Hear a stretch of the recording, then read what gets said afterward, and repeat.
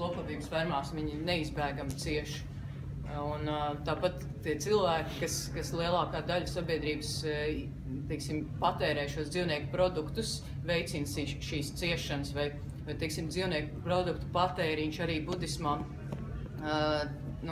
tā kā bojā karmu, un tiek pieskaitīts tajā mūsu kontā, kurā varbūt nākamajā dzīvē kāds apēdīs mūs, vai mēs būsim sprostā, kurā nevarēsim apgriezties ap savu asi, un tā kā šobrīd ir tā cūka, kuru mēs apēdām vakariņās. Vai tas nav tik vienkārši? Tieši tā, tas nav tik vienkārši. Galvenais ir saistībā ar karmas likumiem tas, kas nosaka, vai tā karma ir, būs pozitīva vai negatīva, un cik spēcīga ir nolūks. Ja? Ne tik daudz tā aktivitāte vai tā darbība, bet tieši nolūks. Tā kā teoretiski pat nogalināšana var būt pozitīva darbība, ja nolūks ir pozitīvs.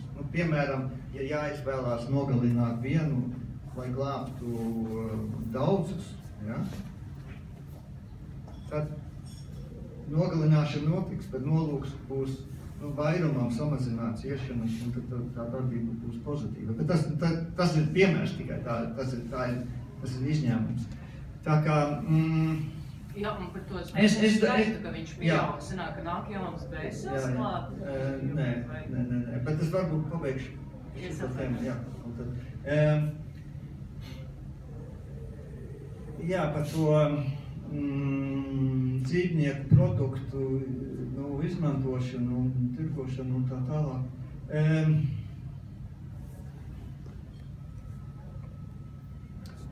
Es domāju, tam pašam cilvēkam, jā, sev, ir daudz sliktāk, teiksim, kļūt dusmīgam.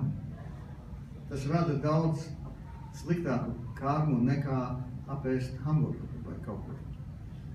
Ja? Tā kā mums ir, viss it kā jāizvērtē, kas ir svarīgs un kas nav svarīgs. Es teiktu tā, šito jautājumu. Es domāju, ka cilvēki, kuri izvairās no dzīvnieku produktu lietošanu, ar to nolūku, lai būtu mazāk ciešanu uz dzīvniekiem, ka tas ir ļoti pozitīvi. Tas rada pozitīvu karmu. Ja cilvēks valkā ādu vai ēd gaļu, tas dzīvnieks ir jau nogalināts un viņš nav atbildīgs par tādu dzīvnieku nāvi. To, ka viņš piedalās tajā tirgu, tur varētu būt arī kaut kāda negatīva karma, bet tas nebūs tā, ka tu pats nogalini vai pasūti, vai, kas arī jāņem vērā, priecājās par to, ka kāds to ir izdarījis. Tas viss ir atkarīgs no tā, kas notiek prātā. Kādu karmu mēs radām. Un par to būtņu skaitli, es domāju, ka būtņu skaitlis nepieaug. Jo mēs uzskatām, ka apziņas plūsma, prāts vai apziņas plūsma ir bez sākuma. Tas nozīmē, mēs nekad netikām radīti, mēs vienmēr esam bijuši visas būtnes. Tā kā jaunas būtnes nenāk klāt. Bet tas ir bišķi tā kosmiski.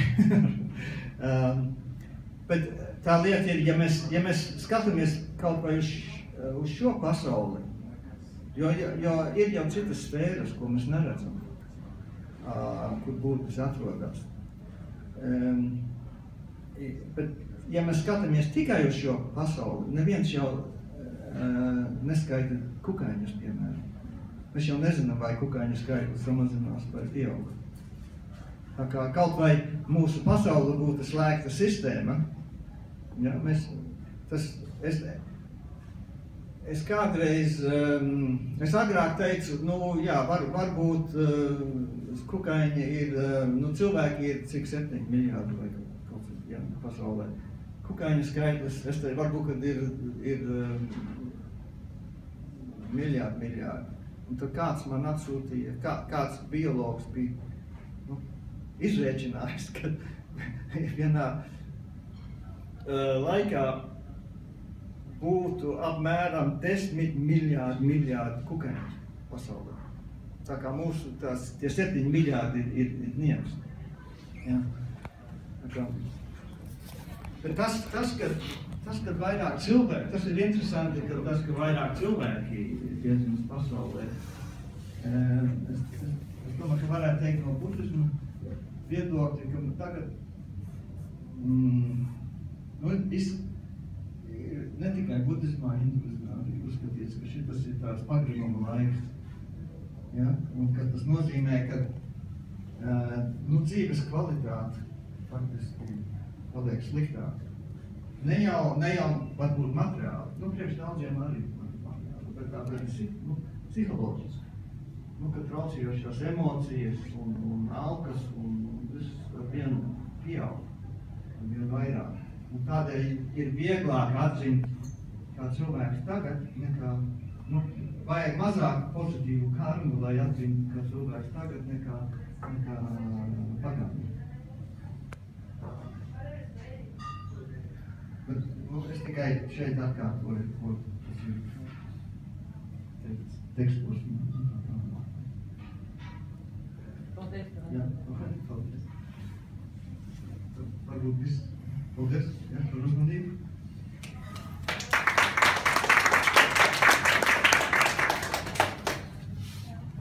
Liels paldies jums. Tad es nākamo gribētu pieteikt mūzikas daļu ar Pēteru Gārgulu. Šajā jaukajā dienā, kad mēs esam mūsu radinieki, senči, laika biedri pirms daudziem gadiem atzina mūsu neatkarību. Sveiciens visiem šajos svētkos, mums ir brīvdiena un tas ir ļoti patīkami. Paldies organizatoriem par ielūgumu šajā pēcpusdienā kaut ko uzstāties, kaut ko padziedāt jums. Es ļoti ilgi domāju, ko šādam pasākumam, kas būtu piemērotākais, varbūt pasākumos piedalījies. Varbūt man ir jāskaita dzēja, raksti, varbūt man ir jāskaita kaut kādas dziesmas, ģitāri, kaut kādas romāniskas. Es tomēr runājos ar draugiem, ko viņi var ieteikt šādā pasākumā dziedāt, tad droši vien kaut ko par dzīvnieciņiem, kaut ko dzirdēsiet dažādas mantras no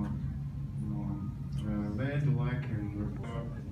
Skaidrs, ka māte ir tā, kas mums dzīvību dod un kurai varbūt nevajag upurēt.